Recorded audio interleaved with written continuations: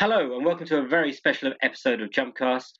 With the upcoming release of Episode 9, The Rise of Skywalker, we will be releasing a series of episodes where the Jump Up team celebrate all things Star Wars.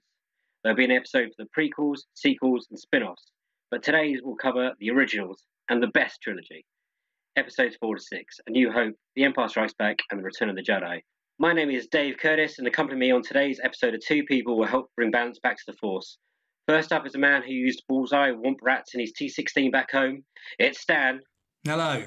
Secondly, is a man who isn't afraid to embrace the dark side, but his thoughts betray him. I feel the good in him. Welcome, Chris. Hello there. Thanks for joining us on this very exciting podcast.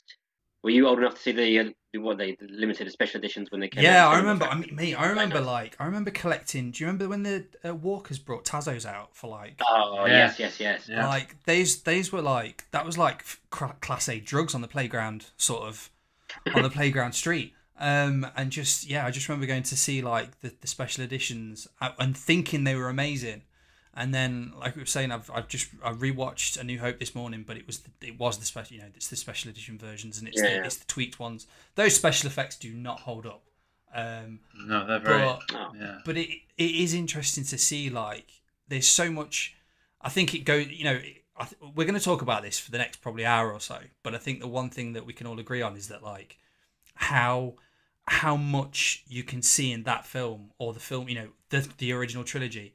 And that sort of leaked into other films, and do you know what I mean? That classic sort of hero's journey, and I just think it's mad that like you can literally pick stuff out of, looking at the final sort of attack on the Death Star, and it's like, it was weird to think even when like Luke's getting into his cockpit, I was like, wow, why am I thinking of Top Gun? Like, it was just really weird, like, really weird little elements in it that I saw then and then you sort of look at now. And I think it's interesting that, like, even sort of standout parts for me where, like, the trip to, like, Mos Eisley and, like, they pop into the bar. That whole bar is full of things that, like, you hadn't seen that sort of special effects and makeup all together in one film. There are so many characters and like creatures in it where you think that character in a horror film or a sci-fi film could have their own film, and here they are like bumping shoulders with one another and knocking back green milk. It was just mad that like that was, and it was just a case of George Lucas thinking it probably won't pay off, and it did all right, I suppose. They've made a couple. Yeah, they've made a couple of quid out of it. But yeah, I just think it's mad that like, even, like we say, we've not really sat down and heavily watched them again, but you could probably quote 100 different lines from the film, all of them. I probably use a quota, Dave. Is it like your quota? You just like, right, I need to check it off the list. Yeah. These are not the droids you're looking for. It's probably... Really? Yeah, I try and just sneak it into anything, to be honest. I will, yeah. But do you think George Lucas was right to tamper with the originals, the special edition? I think, and then I don't know. I think like looking back at that point in time of how much we were doing with special effects and how much it had advanced to as far as he since he made the originals, he probably thought he was onto a winner. But it just, I think there are special effects in other films of that from the same, that came out at the same time when they were re-released that don't hold up, and that's no different. Yeah. But it's just, you look at other sci-fi films that came out in the 70s and the 80s, and they look ropey, but you still accept it. And I think he was just, he's just a perfectionist, which is fine. But I don't think they've tarnished anything from the stories of the originals. You still, it's still that classic sort of imagery of, Luke standing watching Obi-Wan get a lightsaber like bone through butter. But like, it's just, I don't know, there's so many iconic images that still were left untouched to the point where it doesn't affect it, and that's why that explains why we've got however many we've had since. Yeah, and how many times I've had to buy it on VHS or DVD or Blu-ray or. I must own this film like 10 times. Really? I've got steel books. It's ridiculous. I'm such like a Star Wars fan. You are. Anything new comes out, like, oh yeah, I'll buy that. Yeah. You are a Jawa of Star Wars variations, then. Yeah, I've got. No, I'm not going into it. Sad. We're all sad together, man. Don't worry about it. We are one. Thanks. Is there anything like between you two that sort of isn't necessarily an iconic thing, but like an element from the films that you like distinctly sort of remember, in terms of if there's a particular sound, or like, you know, like everyone thinks of like the lightsaber noise or the TIE fighter as being like an iconic sort of, you hear it and you know exactly what it is. Oh yeah.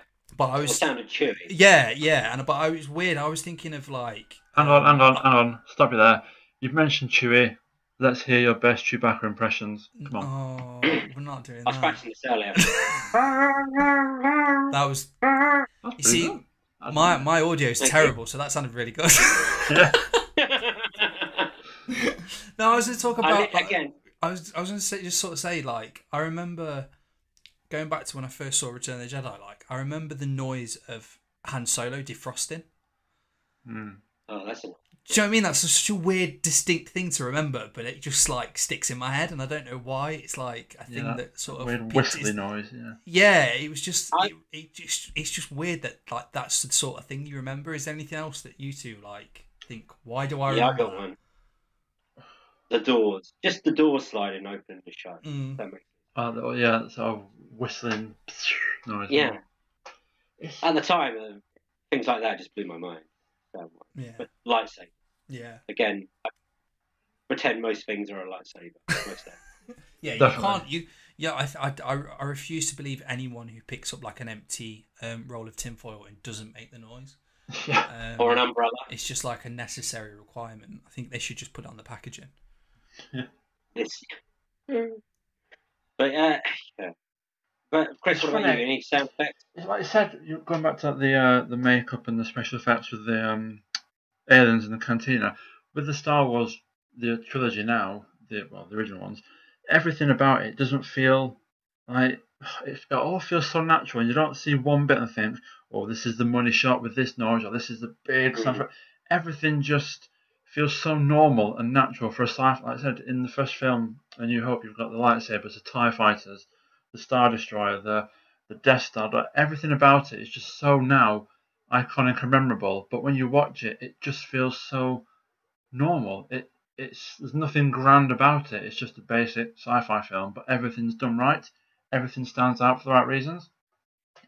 Great storytelling. It is, and that's why I think A New Hope's my favourite of the three, because it's just because it's so. I'm a simple person, you know. I'll say it now. There's rumours going around. I'm a simple person. For me, it's like I said, that classic storytelling: good versus evil. You know, the heroes, the bad guys, rescue a princess. Done. And if you can't feel any sort of storytelling, go back to the basics. And A New Hope for me is just that, the basics. But it works so well, and it spawned 2 amazing sequels.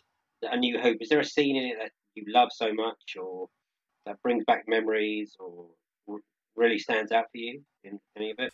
I think it will just always be like the two sons. Like it's that point that, you know, and it's to the point, you know, you can see it's so crucial that they use as much debate as it had, you know, when it came out in The Last Jedi. Like the fact that they went back to that, and it was even like as I was rewatching it today, I was like, that's crazy that that's a shot, and like no one had seen it.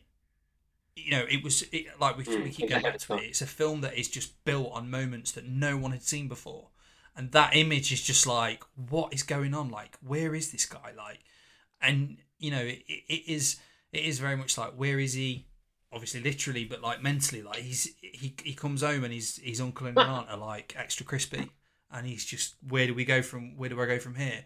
I do think though, I do think there are some elements though in The New Hope where, because personally, like, I'm going to be very, you know, routine as much as like millions have probably agree that like Empire's my favourite, but with A New Hope, like rewatching it this afternoon, there was just some bits in it where I just think that's really weird that happens, and I think it is. I think it's because, there are so many. There's been chapters since that sort of make you look at things so differently, in terms of little bits like, oh, she's talking about Obi-Wan Kenobi. I wonder if she means Ben Kenobi. It's like, well, of course she does. Like, who else is she gonna mean? And just little moments of like Luke sort of catching on that the stormtroopers will be knocking on his uncle and aunt's door, and Obi-Wan's like, no, don't go, and I'm like, mate, you should be going with him. Let's be honest. Like, do you want to really leave him to drive all the way to see an image that will scar him for life and not be there to help Order out? 66. He's just like, yeah, you nutter. And it's the classic, like, and his aunt going, no, he's got too much of his dad in him. Jesus, like, I really hope not. So that's the problem with this now. Like, going back to what they were, I'm sure Mr. Lucas, God save you, he never expected to make 3,000 more films about that one trilogy. But from the things that are dropped into, like I said, too much his father in him, and then Obi-Wan mentions the Clone Wars, all these things that are dripped in that we didn't know about. And we think, oh, what does that mean? What does that mean? But now they've gone back to answer these questions and to give us the images that we envisioned back then. It makes these films almost think, like you said then, why didn't you do this? Why are you saying that? He's tried to expand his story, but then he's also proposed 1,000 more questions about, why is he saying that for? What's he doing that for? But then maybe we're just being picky, because we're geeks, but I don't know. Yeah. I think it's... Well, no, I think as well, that is a sign of good storytelling, of him of literally dropping those breadcrumbs to make, can you imagine basically if that trilogy had come out now, like there would have been like a 24-hour or less than gap of finding out that Luke was Darth Vader's son. Do you know what I mean? It's just mad that was a time and that he had that sort of all structured and it was all figured out, and it was like, and I just they're just great films. They're just absolutely like, and I think what is funny so far, I've heard you say Empire's your favourite. So Chris says his favourite. My favourite's Return of the Jedi. Oh well, there you go. Look at that. Yeah. The circle is now complete. Ah, right, okay. Because why do you think, why is Jedi your favourite, Dave? Well, I'm still. I love how you cleared your throat to like state the case, like Your Honour. Yeah, I do love the Ewoks. I love the three-sprong attack at the end when down on Endor, and then Luke's doing his thing, and then Lando's with the Falcon just tearing it up. I just think that's brilliant, a piece of cinema, and I love the beginning, and I love the middle, and I love the end, and also it brings me back to my happiest memories of Star Wars, pretty much. I think I agree with you. Empire Strikes Back is probably the best one, but Return of the Jedi is my favourite. I just love it so much. The Rancor, the Sarlacc pit, Jabba in full force.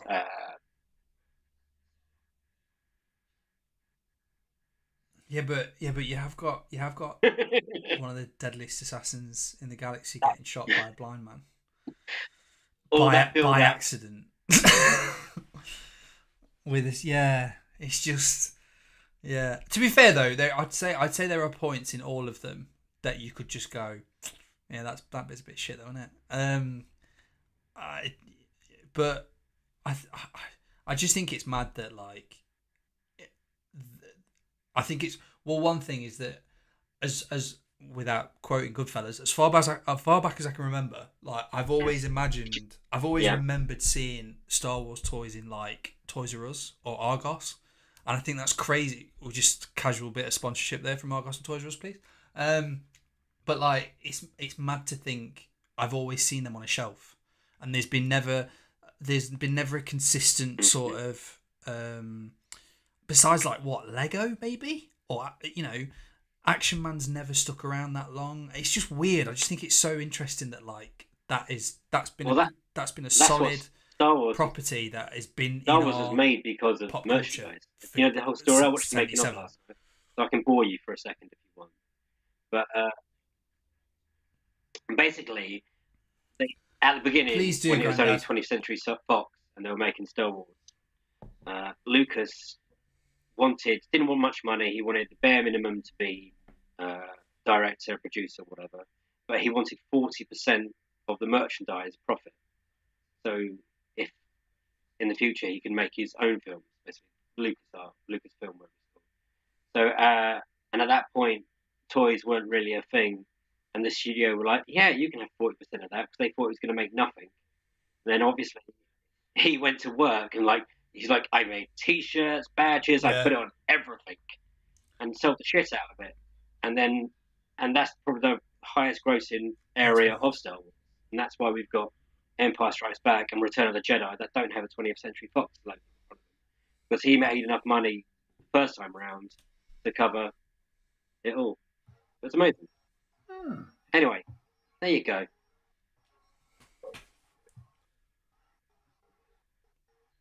So so in regards to toys then, what's the what's like filling up your shelf space or sat in your loft somewhere that you've kept? Well, I'm going to go to hell in because perfect mint condition. Because if you don't, you're going to hell. Obviously. I can't even remember loads of stuff. Like a few years ago, when what did you sell? Yeah, when me and my brother moved out, and we just sold all our stuff, pretty much. And I'm not even just talking Star Wars. I'm talking like old Ghostbusters and Thundercats stuff. Oh God. Yeah, it made a lot. Yeah, it's made a lot of money. But yeah, not many anymore, So to be honest. how many bathrooms do you have in your house? It wasn't worth. I look at these toys now and think, I should have had kept on with that stuff. What was the your Wampa, what was like is that the word? The thing that they travel around in Hoth, the animal. Oh, Taunton. Tonto, yes, sir. Yeah. Yeah, I'm right. I'm a bit annoyed. That's just sacrilege that you've got that wrong, by the way. Yeah.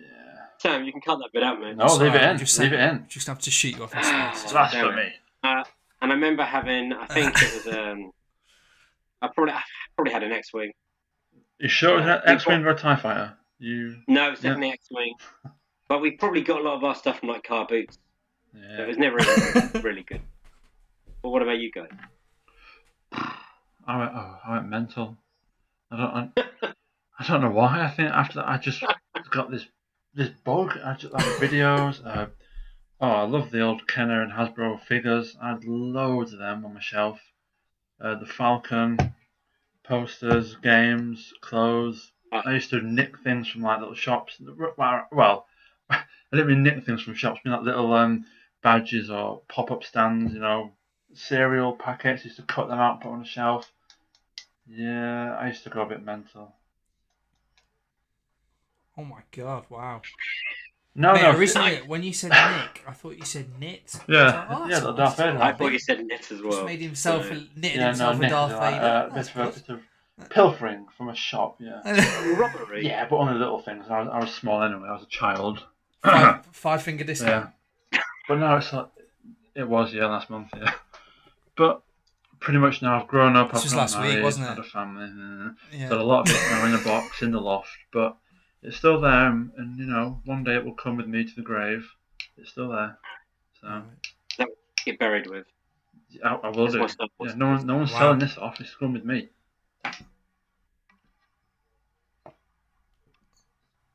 Just amazing, yeah. Like, just great. picture Everyone, open I the lightsaber. I still look at buying like a proper lightsaber, like not a proper lightsaber, like this, but the proper toy ones. And I think, I think I'm a 35-year-old man. Do I really need one of the this? full glass tubing one. It would look great on a wall.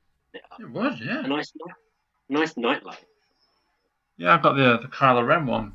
Oh, sorry, Kylo Ren. Sequel to it. Yeah. It looks good. Get a Darth Vader one. It looks great on the wall. Do it. I can't believe we haven't talked about Darth Vader yet. But... Well, that's that. You know what? That's an interesting point. Like, with regards to you, Chris, I think it was you mentioned it. Like, the Empire scared you as a kid. Is there anything about the originals that stuck with you for the wrong reasons? because I don't. There's nothing that particularly. It's weird. Like I know we're going slightly off sort of chapters a bit, but like for Darth Vader in Rogue One scared me more than he ever scared me in the originals. He was just like one man army, but there was, I don't know, with the originals nothing really freaked me out. It did. Jabba's palace, like some of the people in Jabba's palace I wasn't a fan of. In Jedi, like I think the Rancor freaked me out a bit, to be honest. Just that idea of a pit and just, no, you're a shit dancer, you're going down there. It was just and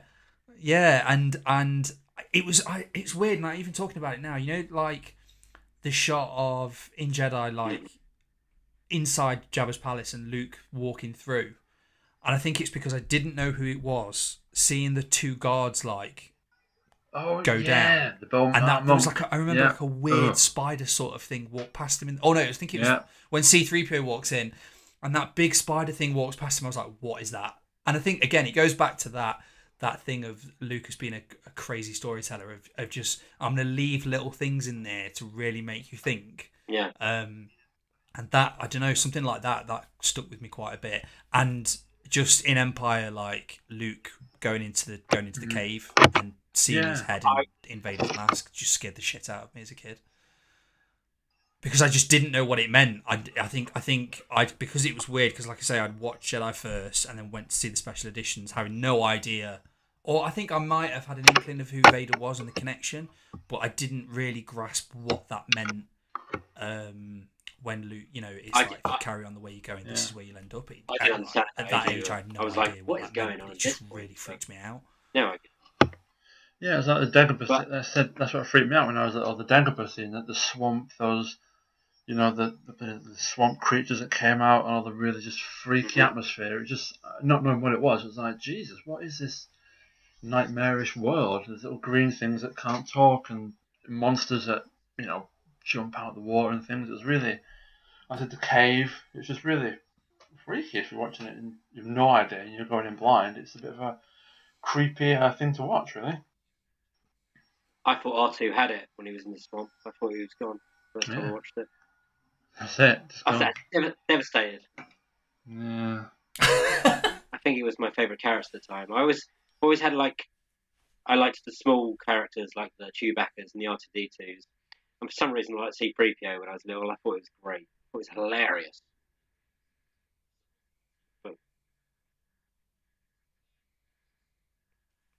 But I think it's, even that, like looking at that now, how you can, going back to how, Lucas's way of stories and what he put into it, how that affected future films. Like you can look at Chewbacca now and you can see Groot, or you look at Groot and you can see Chewbacca. Do you know what I mean? Like those sort of connections of and obviously the comparisons with like Peter Quill and Han Solo is just, blaringly obvious, but still you just accept it and go, all right. And I think it's, the fact you can go, oh, he's the Han Solo type. Like you can actually use a name to associate a completely different character that however many years later, and you go, oh, he's that kind. Like that's incredible. Like that it just shows how much it's in our consciousness and how we can sort of identify other characters that are years ahead and still go, oh, right, he's that sort or that's that sort.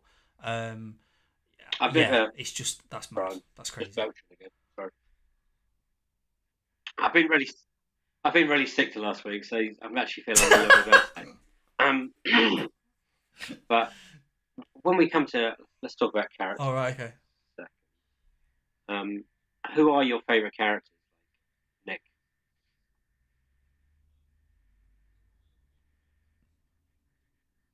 Of the original trilogy. What, of the original, completely originals? I would say, I don't know. I think I'm not going to say like the obvious ones to go with like Han Solo and stuff. I'm not going to say that because I think he's the sort of one you always go back to, and as soon as they rock up in the bar and Obi-Wan's talking to Chewie, you're like, oh, here he comes. But It's like not long now. But I think it's even for me, like, because like I say, Empire's my favorite. Oh, I think Yoda as a character is just crazy, because to think that you're watching Luke interact with this love thing that pretends to be stupid to begin with, and and then that whole like he's not ready, and you just that switch of like, oh my god, I'm actually fascinated by what is clearly a hand puppet, but he's has so much life put into him, and it's just, I think it's crazy, and that whole concept of Luke, I'm not afraid, and Yoda's like, well, that is why you fail, and it's just like there's so many, and that whole thing of size matters not, and he just picks the X-Wing on. You're like, what is happening? Like, what is this guy? And again, it goes back to we're talking about oh, your dad fought in the Clone Wars and X, Y, and Z, and like you want to know more about this character, and then he he does the Obi-Wan and Jedi and just like disappears, and you're like, oh shit, man! Like, I'm actually a bit gutted that we're what 25 minutes into this film and he's gone, and it's at that point you were like, I'll never see him again until they make a CGI like tick out of him in Attack of the Clones, and he can't stand still.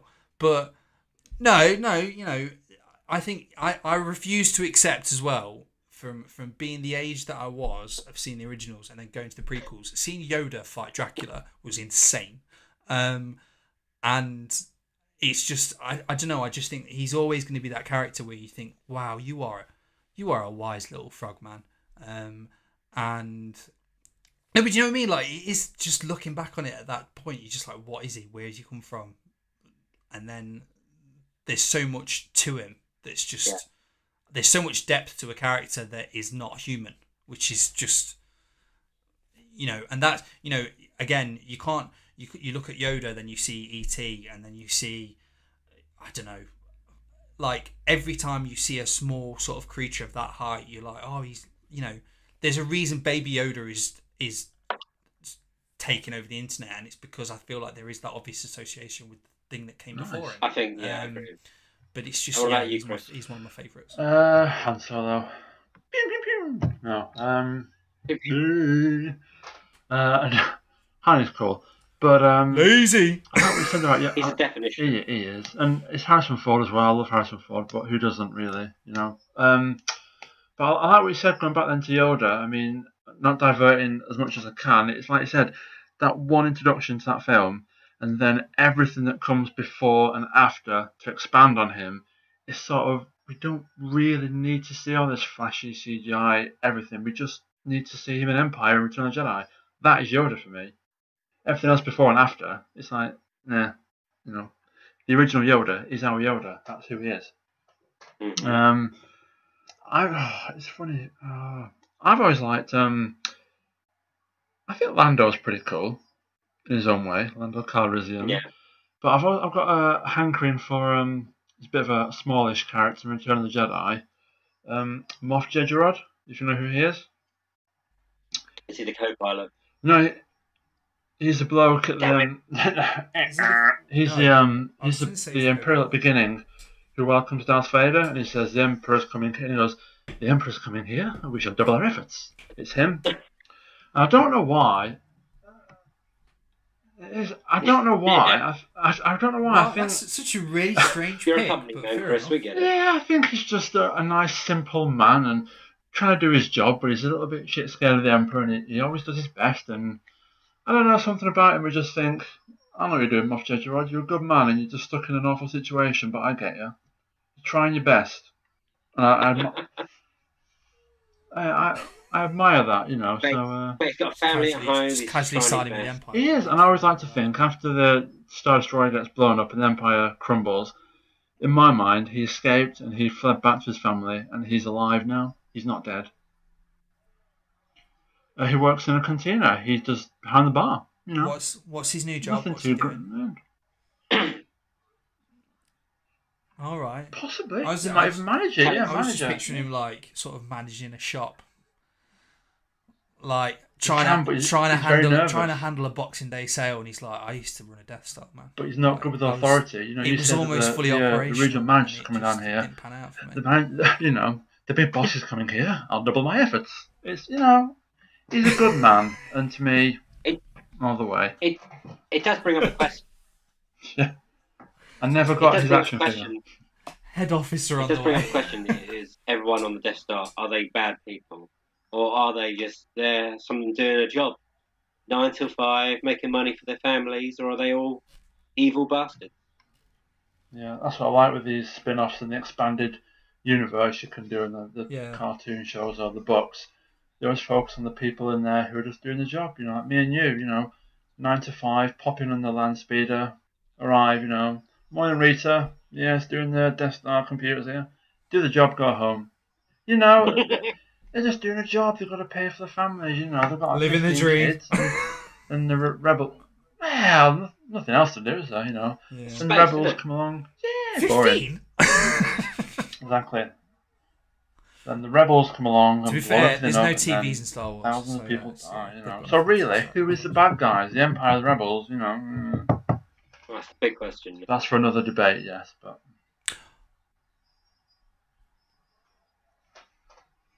There's an interesting. You know what? You've just mentioned it. Of like that was one thing that stuck out to me again watching A New Hope today. What's your you can't pick excluding core characters.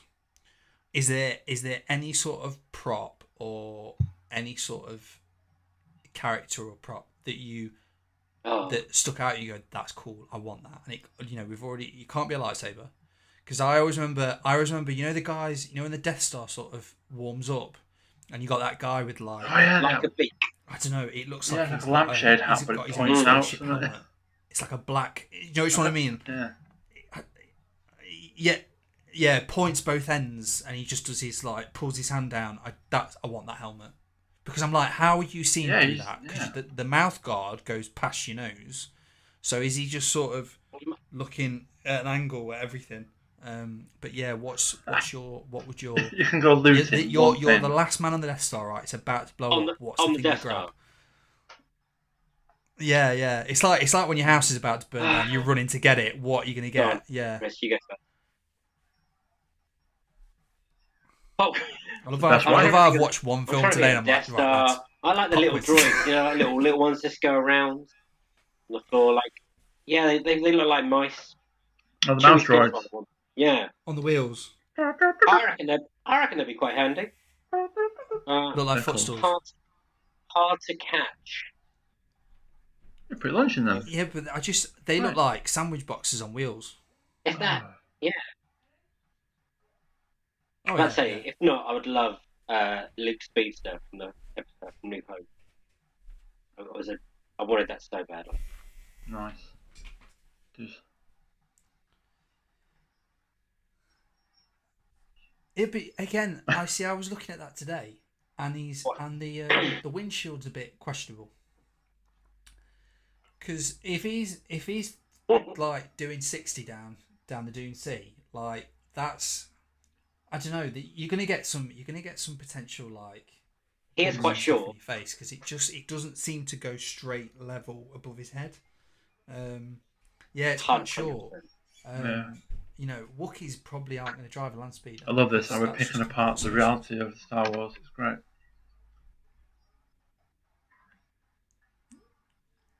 Yeah, it's just the greatest films ever made, and we're just like, nah, they're a bit shit, really, in this concept. I don't think production-wise, convenience, it's not really working. But yeah, is that so? So we've got my helmet. The Chris hasn't done anything yet. I'm trying and a to land think. speeder. What? Just Chris, Death Star, or can it be anything? An obvious thing. Just anything, but it can't be like linked to the core people. Yeah. So Black Friday sale is all gone. They're all sold out of lightsabers. Oh God. Yeah, Black Friday sale. I've always wanted a holiday on Endor.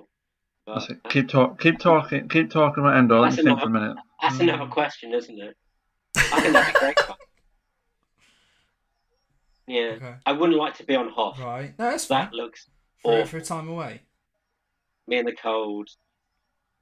Yeah, just Yeah, it just looks like it's not.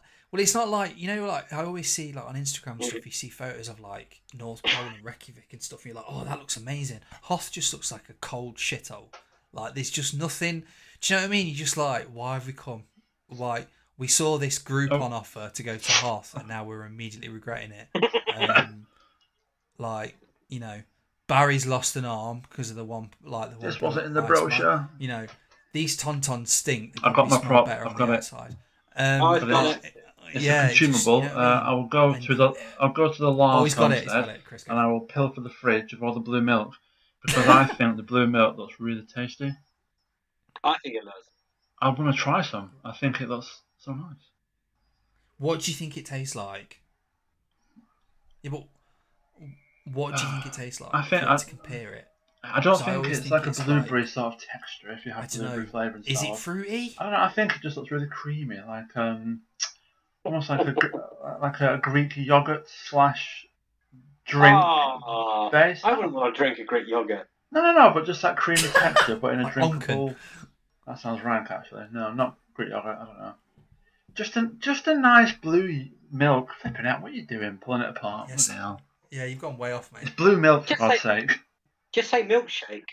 All right, milkshake then from McDonald's or any other burger retailer is available. Thing is, though, God. you wow. You see the thing about don't talk about Let's that. not go there. Comes from there. So every time you take a swig, like that. Jesus. Every time you take a swig, mate. Don't bring that film into this conversation, please. We're trying to stay positive. I'm just trying to skirt around it. Oh, Nick brings it down again. Oh, right. We are sorry. I'm just you say blue milk. It's like exactly. That film has ruined it for everyone now. You say blue milk and you just picture deep breath. Luke wiping his beard. Oh wow. I'm sorry. Moving on. That's a huge debate for another day. The music. Well, to talk about. And Ben Burtt sound effects. The music, classic. yeah, fair. I don't know how they did it back then. Like I said, what can we do to make a sound of a spaceship? Or is a TIE fighter noise? And is a lightsaber activating? It's just the sound, the doors, the sounds that Ben and the crew did. How did they do it? It's just so amazing now. But back then it was like, oh, here's a bit of cabbage and a wet wipe, and here's a door. Yeah, it's amazing. He was ahead. Yeah, we'll just hope for the best. I love, what? Speaking of the doors, I always think what the doors in Star Wars worry me a bit, because I feel like the doors were not to go completely away. Sacrilege. The doors in Star Trek seem a bit more safety Is cautious, whereas no, I'm just talking about care of health and safety, mate. Like the doors in the Death Star they're up and down, aren't they? If Star Trek they open left to right. That's a trick. Star Trek opens, yeah. Lightning, no mucking about. Guillotine. They do, yeah, but quite slow. Whereas the Star Wars doors, it's like if you're out, you're out. They've been built to intimidate. Yeah, exactly. That's true. You're in a bad place with bad people. Even the doors.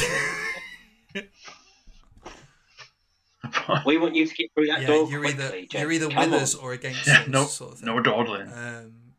Do you reckon they have the toilet doors are like that? That's how we. When they go to yeah, that's our recruitment process. They close that quickly. Can you? I hope not. It put me right off. I can't relax. Jesus. Someone comes in behind you. Jesus, sorry, Frank. Yeah. Can't have this now. Yeah. Yeah. That's very much as well. Yeah.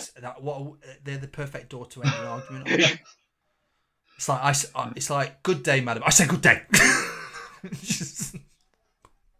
So yeah, but yeah, sorry. Sound effects and score. He's done a few good John ones Williams, in his time. He's good, isn't he? I think it's really sad that this is his last. I'm also glad we're not going to hear he's made it from John Williams after. You know what I mean? After, Rise of Skywalker. I'm also glad he's made it. Yeah. Sorry. Yeah, definitely. Yeah. Oh yeah, definitely. But it's just mad that going back to that talking about the image of like the two suns, like that Mm. score, they're so like bound to one another. You think of Leia, Again, you can hear a it's score. constantly in my head. I just think Constantly it's crazy. in my Like head. Darth Vader walking through the door, Walking quickly Even through if the the door. tune kicks in. You're like, Oh, yeah, and the yeah. fanfare at the beginning, as soon as the Star Wars comes up, it just gives me chills. With the man, I lose my shit. Mm. And I think as well. I think as well that was. I remember. I've got like I've had a weird routine right since the new ones have started up. And again, this does go back to the originals. I promise you.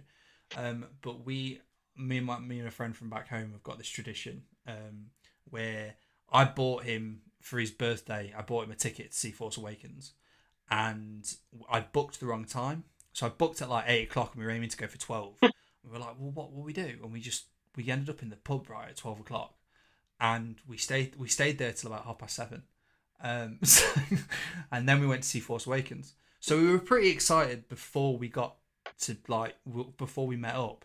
But when the music kicked in, like I had genuine bruise marks on my arm where it was like they're playing the music. And I think that, like you say, like the opening of it, as soon as those like trumpets kick in, you're just like, wow, this is like film nostalgia that will last forever. It's Yeah, 100%. it's up there with like Ennio Morricone's like spaghetti westerns and John Carpenter's Halloween. Like it's so weird how a couple of notes can make you immediately just transport you to somewhere completely different, and like I think that's up there. Like John Williams is obviously known for so many You different can watch things, those but films that's without the any one that's just dialogue. like, The soundtrack wow. speaks for every scene. It just conveys every emotion and feeling and excitement. So you can watch it without sound, keep the soundtrack on, and it just be as just as powerful. Yeah. Like you see Vader walk in and you hear that score, you're like, he's wrong. Not a giveaway, He's bad or news. the mask. At that point, you thought he could be all right. Yeah, and the wheezing. Yeah, What do you think he seems a bit angry. What do you think the buttons do on his chest? I would do if my throat was that bad. But yeah, temperature. One of them leaves. One of them's a voicemail. Yeah. So that when he's just not fancying talking to people, he just presses it, and he's like, "I can't come to this conversation right now. Please leave a message."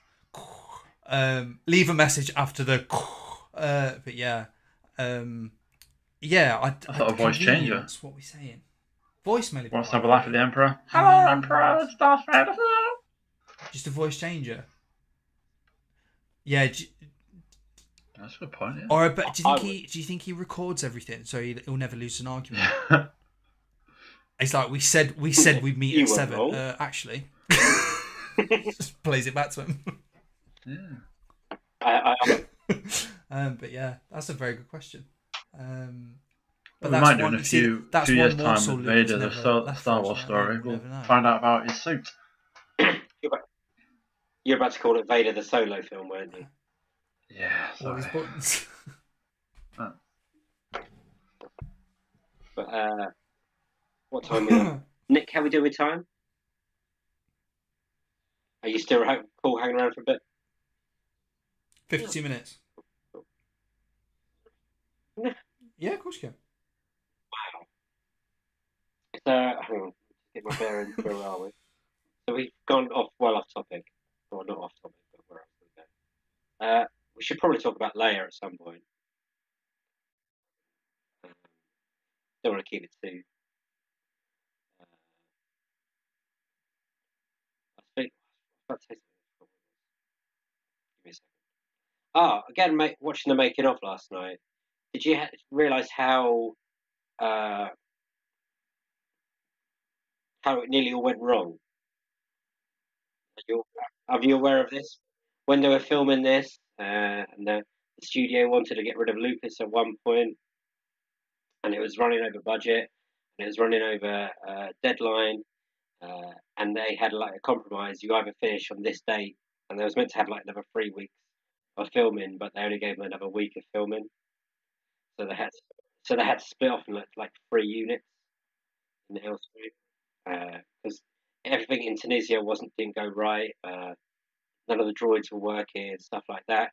The first day of filming, it rained the first time in 50 years or something in Tunisia. And once they'd done all the filming, they got back to ILM where they were trying to make models and actually make Star Wars because they had no idea how they were going to make it when they first came up with the idea. They found out that none of the special effects shots were any good, so they had to start again. It's fucking crazy.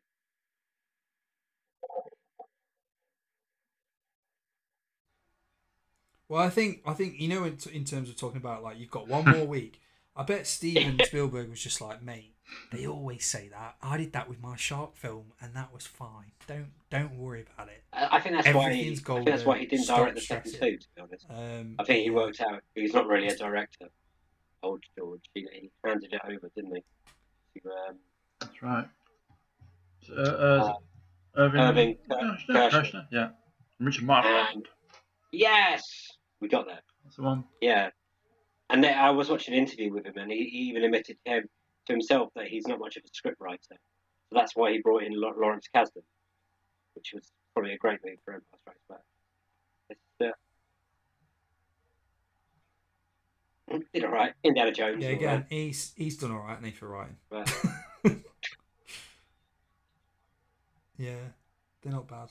I think it's crazy as well that like he he didn't turn up for was it a premiere or the Oscars? I can't remember. Where I think Lucas didn't like make himself available because he was already on. and that's where they. He was on vacation. Also, they Steven split Spielberg, and that's where they came up with the him idea and for Spielberg. Split 2% of profits. Spielberg would get 2% of Star Wars, and Lucas was going to get 2% of the Close Encounters. So he thought Close Encounters was going to make more money. But here we are now, many years later, and Spielberg still Wrong. reaping in his 2%. Like, yeah, where's your trilogy? Where's your Close Encounters of the Fourth Kind sequel, eh? Ha. Where's your prequels now? But yeah, that's crazy. I think it's so interesting as well, like how we can look back on films that have genuinely defined. It was a massive risk, and back then it was a case of this might not pay off, and it's so interesting. Like what other like multiverse is George Lucas gone? Oh no, I think I'm gonna bail on this. And that can you imagine? I mean, the simple question is, can you imagine a world without Star Wars? And you can't. Like it's referenced in everything. Like it's somewhere. The fact that we sort of cringe when we saw Yoda in phone adverts, or there were that many jokes in The Simpsons that you get the reference, even if you don't, even if you haven't seen Star Wars, you still know the line of "I am your father," which is mad. It's just crazy. I think we've got nerd culture because of Star Wars. That big, strong risk of it never happening. It's such a big thing. Just like you said, really. Imagine a world without it. What we've been stuck with, Star Trek. Yeah, but then you think. Yeah, but then at the same time, I really like Star Trek. Everyone who's listening, really like isn't it? Star Trek is good. But it is that. I think it's like you say though. It's that thing of like, did it push it a bit further because it was sort of mainstream and it made being a geek cool. Seeing such massive images on us. Yeah, I'm part of this brigade now. Look at me and my T-shirt. No fear.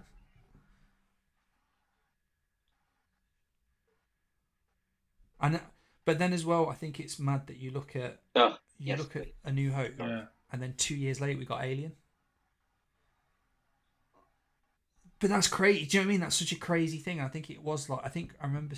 I don't know if I've read it somewhere that Ridley Scott was like, if I go into space, I'm going to do something completely. I'm going to try and go so far from Star Wars as possible. Because it was one of those films where directors were looking at it and going, right, how did they do that? What did they do? And, I think, am I right in saying that like Yes. R2D2's one of his model kits is built into Nostromo? Like they used it for part of him, yeah. So God, even Well, that's true when he about wasn't Star Star Wars. Wars, They said film was a after Star Wars character. New Hope came out, Which is going on just to mad. the James Bond universe, after The Spy Who Loved Me, they were advertising For Your Eyes Only, but then because Star Wars was such a success in 1979, they diverted from that and thought, no, we're going to make Moonraker. Let's take Bond into space. If Luke Skywalker can do it, let's put James Bond in space and see what happens. So, like I said, even without Star Wars, James Bond copied it. So like I said, That's crazy. yeah, it says right. Before Star Wars, in a franchise let's send Bond no up to place space, to see what he can space. do. I said without that one film, all these other things, franchises, films, spin-offs, whatever, where would they be now? Just one 2-hour little film, $10 million, whatever it was, and from that snowballs this. It's just, you can't comprehend it. It's crazy. It's left a really big footprint. So Huge. And thank I'm God. very thankful for it. I echo that, yeah. I'm just glad that there was no social media back then. They would have destroyed it. Especially that second one. The Empire, rubbish. # boycott Lucas. I don't think they would have got past the first one. That's it. It survived, I think, then, thankfully, because no one could voice everything about it in social media. It could just happen, and we took it, we accepted it. We didn't do podcasts and things and pull it apart and celebrate it and whatnot. It was just, here's a film, enjoy it. Next. Dear. Oh, a bit serious then, sorry about that. That's alright, it's alright. Coughing again. Not to be sick.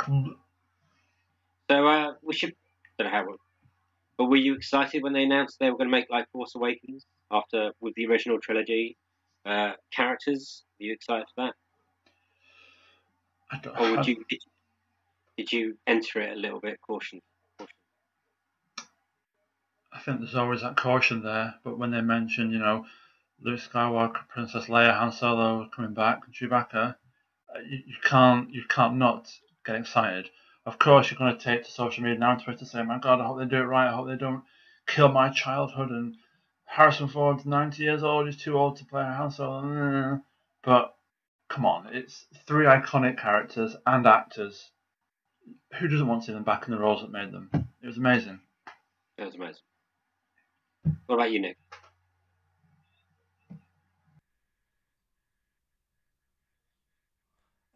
I think I don't know. I've always been in the sort of mindset that with any sort of franchise that gets revisited, I just try and keep an open mind.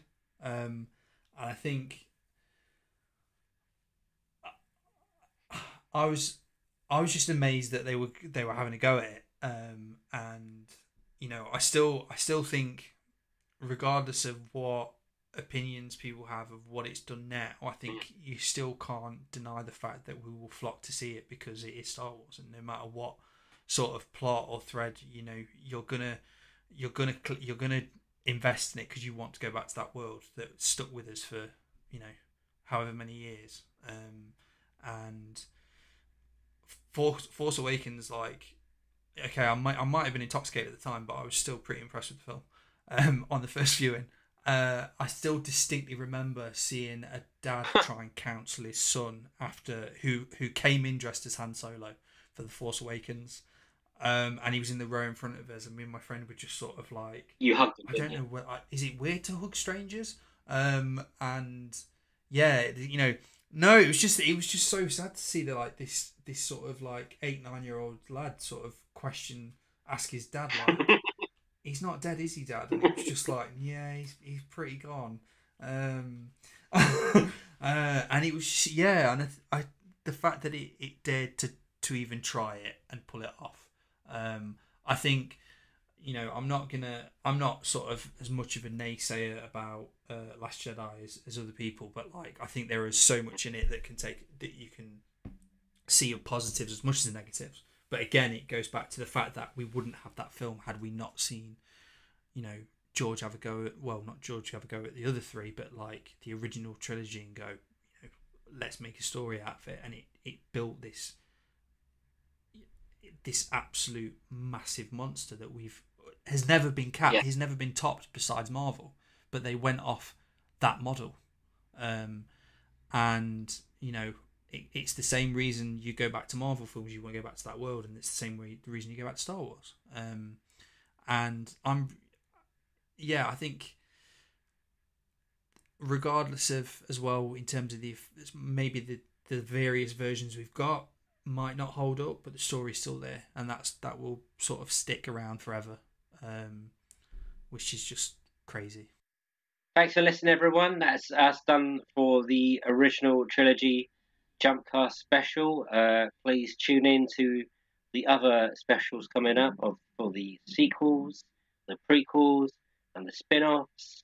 And we're also doing a preview of episode 9, The Rise of Skywalker, and we'll probably be doing a podcast for the reactions of The Rise of Skywalker later in the year. So, you guys want to say anything before we go?